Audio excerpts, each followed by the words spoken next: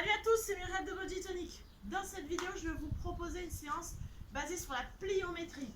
Donc ça va intéresser énormément les coureurs à pied pour améliorer leur foulée. Mais pas que. Ceux qui veulent travailler simplement en circuit training pour brûler des calories, ça marche aussi énormément parce que ça fait monter le cardio. Barney, viens toutou, viens. Ok. Les aléas du direct. Donc, comme je vous disais, donc ceux qui font la course à pied vont trouver leur compte ici pour améliorer leur foulée, mais ceux qui veulent simplement travailler en cardio et brûler des calories, ça marche aussi. On va avoir 4 exercices. Donc, d'abord, qu'est-ce que c'est que la pliométrie? La pliométrie, c'est le fait d'avoir une bonne extension au niveau des chevilles, d'accord? Donc, c'est le fait de pouvoir pousser assez haut ici, d'accord? De faire des grands sauts, d'être capable de monter quand je fais un saut. C'est essentiel dans la course à pied quand on fait des foulées, parce que si vous courez avec une mauvaise pliométrie, ce qui va passer, c'est que vous courez en vous écrasant, d'accord? Au lieu de courir en vous sentant léger, en ayant une bonne foulée, je pousse comme ça sur mes jambes, j'ai une bonne foulée, j'avance 2 fois plus vite et je me fatigue 2 fois moins. D'où l'intérêt de travailler sa pliométrie. Alors, premier exercice, vous choisissez quelque chose en hauteur, un banc. Moi j'ai une box, donc c'est l'idéal si vous avez ça. Quelque chose pour pouvoir sauter dessus. C'est pas l'exercice le plus facile, c'est pour ça qu'on commence par celui-là. Ne faites pas celui-là en dernier. Quand vous serez fatigué, vous aurez les jambes cramées, vous allez avoir l'appréhension, donc c'est pas top. Donc l'exercice ici, je me place devant et simplement je vais pousser pour pouvoir sauter par-dessus. D'accord? J'ai sauté. J'ai choisi une hauteur qui me convient. Vous pouvez choisir plus haut si vous avez une bonne plio. Vous pouvez choisir plus bas si vous avez une mauvaise plio. Ok? Donc on va faire 10 reps de ce mouvement ici. D'accord? Je remonte, j'extension de hanche, c'est-à-dire que je me redresse complètement. D'accord? Ça c'est la version la moins dure.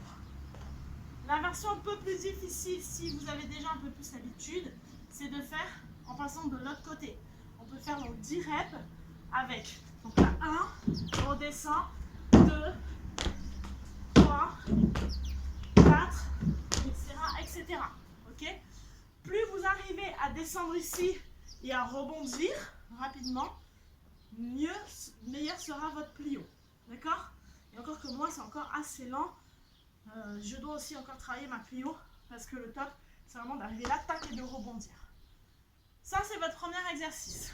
Donc, vous allez faire 10 répétitions tranquillement, d'accord, qui va vous faire une base d'échauffement et de prendre vos repères.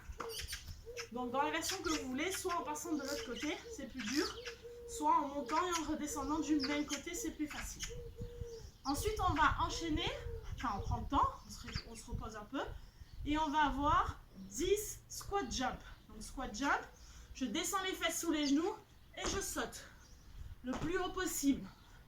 Attention, quand j'atterris en squat et non pas je fais un squat, j'atterris debout et je redescends.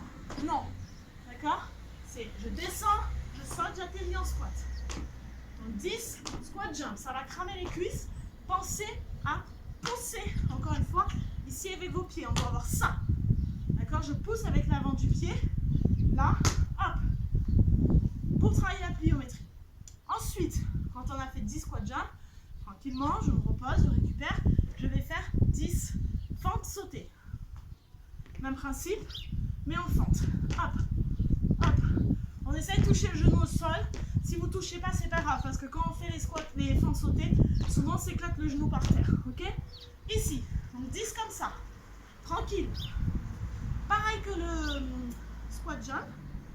Je ne fais pas une fente et j'atterris debout et je me remets en fente.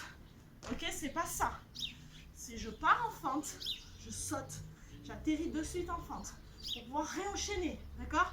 L'important c'est de pouvoir enchaîner. Donc là, fente, je saute, j'atterris en fente. Je saute, j'atterris en fente. Ok? Et encore une fois, je pousse avec le pied pour aller chercher très haut. Ok? Notre dernier exercice, je ne me rappelle plus, je regarde les pompes. Oui! Il est fatigant aussi le dernier exercice. 10 reps de saut de grenouille. Saut de grenouille, je place mes mains devant à peu près à hauteur des hanches, là, et je vais sauter en montant mes genoux ici, d'accord? Donc, encore une fois, si vous êtes à l'aise, vous avez déjà une bonne pliométrie de base, vous pouvez les enchaîner les 10 sauts, faire hop, hop, hop, hop, ok? C'est ce qu'il faudra faire pour travailler ça. Si c'est trop dur pour vous, vous n'avez pas une bonne pliométrie et que du coup vous écrasez comme ça à la réception, vous les faites un par un, d'accord? Là, je ne m'écrase pas. Je dois tout de suite pousser pour remonter. Donc là, les mains à peu près au niveau des hanches. Et je monte très haut mes genoux. Ok? 10 comme ça, je me repose. Donc vous allez faire, au total, vous allez faire 4 tours. Le premier tour, vous allez faire tranquillement. Évaluer les mouvements. Ok? Pas faire monter trop le cardio. Vous prenez une petite pause à la fin du premier tour, comme je le fais là. Et vous faites un deuxième tour. Vous enchaînez. Pour là, faire monter le cardio et vraiment épuiser vos muscles dans le travail de plio. Donc 10 ici, avec la version toujours que vous voulez, vous êtes capable de faire. 10 montées sur la boxe, 10 squat jump, 10 fentes sautées, ou long jump, c'est comme vous voulez, et 10 sauts de grenouille, à fond, tout d'affilée. On prend une grande pause et on recommence un tour doucement et un tour rapide, ok? Si vous avez le temps et que vous voulez vraiment faire un travail de plio un peu plus approfondi, vous pouvez même aller jusqu'à, pardon, là j'étais à 4 tours, donc on peut faire 6 tours, on rajoute un tour lent, un tour vite, d'accord? Toujours le tour lent c'est pour travailler en technique et puis pour récupérer, et le tour rapide c'est pour travailler sous fatigue, ok? Donc, j'allais vous dire autre chose, et je m'en rappelle plus. C'est pas grave, je vous le mettrai en commentaire. Comme on dit souvent, c'est quand on ne se rappelle plus, c'est que c'était un mensonge. Donc peut-être que c'est le cas. Donc, si vous voulez améliorer votre plio, vraiment, gardez le focus sur l'avant du pied qui pousse sur le sol. Ok?